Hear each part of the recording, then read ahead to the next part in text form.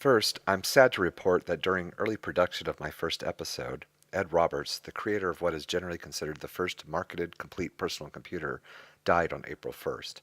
I'm just now fully set up and running with the show and my blog to appropriately report on this now. I met Ed in person at his medical office in Cochran, Georgia in 1996.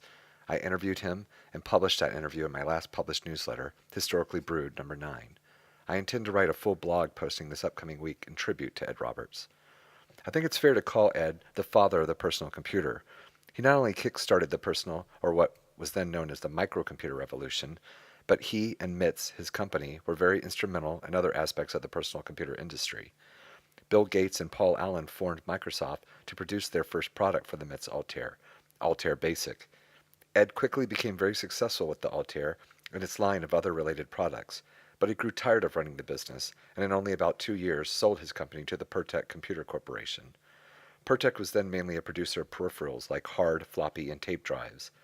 Ed then moved back to rural Georgia, where he had grown up, farmed some, then became a medical doctor.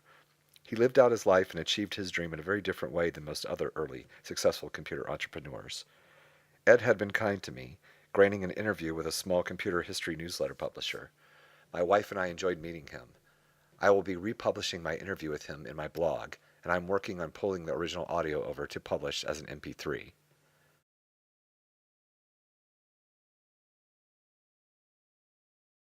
Next, I would like to bring to your attention a new documentary being produced about the history of the text adventure game, or what is known as interactive fiction. It's called Get Lamp. Before the first-person shooter, there was the second-person thinker. It is in the final stages of production to DVD, and you can currently pre-order a copy for $45 shipped in the US, $49 international. It is produced by Jason Scott, and his bio page there describes him as a digital historian and archivist who specializes in early microcomputer history and dial-up bulletin board systems. In early 2005, he released an 8-episode miniseries called BBS, the Documentary, on 3 DVDs. You can watch all 8 episodes of his BBS documentary online for free, and you can still purchase the DVD set. Back to the Get Lamp documentary, it looks really great, and I can't wait to get my copy. Jason previewed his film at the 2010 PAX East in late March, which is an annual 3-day game festival. You can watch a discussion panel he held there with some of his film's interviewees. Links are in the show notes. I received my copy of a recently published ebook called The PC Revolution, an Anarchist Journal, by Dick Brown. It's described as an inside story of the PC revolution. This new work exposes the people and events that engineered the most brutal upheaval in the history of the computer industry. It all started with a tiny, unknown company in Albuquerque, New Mexico, and when it ended, giants such as Digital, Data General, and Wang were out of business. The author, Dick Brown, was an active participant. He knew all the players and lived with them throughout the insurrection. I'm still behind on a couple of other books, so I haven't had a chance to begin reading in earnest The PC Revolution. But in skimming it, I learned that Dick Brown opened an early computer store in Burlington, Massachusetts in 1975. It was called The Computer Store. He convinced Ed Roberts of MITS to grant him the exclusive rights for selling Altairs on the East Coast. I will review this ebook in greater detail in an upcoming show. The original MSI 8080 microcomputer, which was used in the movie War Games, is being auctioned. Thomas Fisher, the MSI's owner, says on his website, "The War Games MSI, with its associated props and provenance, will soon be offered for sale. Agonizing as it is to part with such an iconic and inspirational part of computer and film history, it is a decision which is better left to me to deal with, as we are only temporary caretakers of our possessions. It is currently appraised at over $25,000, potentially making it the most expensive personal computer ever. It is widely considered one of the top 5 movie computers of all time, and the only one which was a real commercial product. Method and details of the upcoming sale are still being formulated, and will be in association with my good friend Selam Ishmael at vintagetech.com. World-renowned computer curator, expert, and fellow mining enthusiast. As always, find links in the show notes. Now for the mail.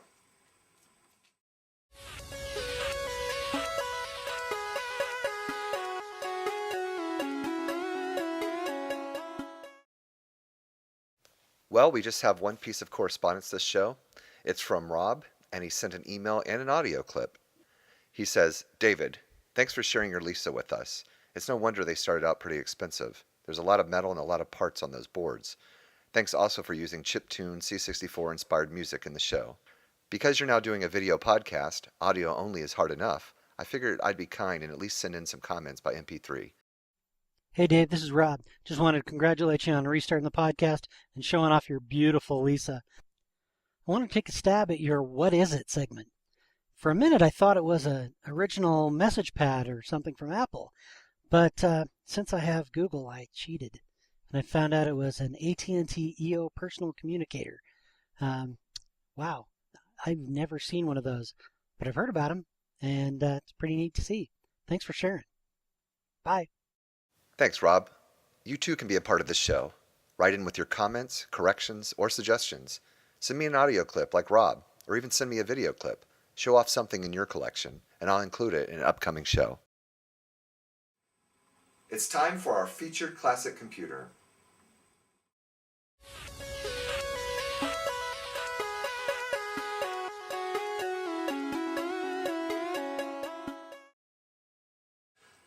The Commodore SX-64 was announced in January 1983 and began selling about a year later in 1984. It was also known as the Executive 64. An executive computer is on the face, underside of the keyboard. It was called the VIP 64 or VIP 64 in Europe.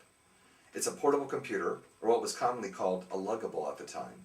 It takes the honor of being the first color portable computer. It had a list price of $999 in the US. The SX-64 is essentially a portable Commodore 64 with both a built-in 5-inch color screen and a Commodore 1541 floppy disk drive. But there are a few other minor differences too when compared to a standard C64 connected to a monitor or color TV. First, the default color scheme is different. When the SX-64 boots up to its basic, it displays blue on white versus light blue on blue. I'll be showing you this a little bit later. This was changed to improve legibility of text on that very small screen. The SX-64 also does not have a cassette port or an RF port for output to a television. This was because the computer has both a built-in disk drive and a display. The cartridge port is different too, both electrically and where it is positioned on the motherboard. This made compatibility of some C64 cartridges less than 100%. Now to talk about some of the technical details of the computer. The SX-64 as well as Commodore 64s have a MOS 6510 processor running at a perky 1 megahertz. No, not 1 gigahertz, 1 megahertz. I said 1 megahertz. 1.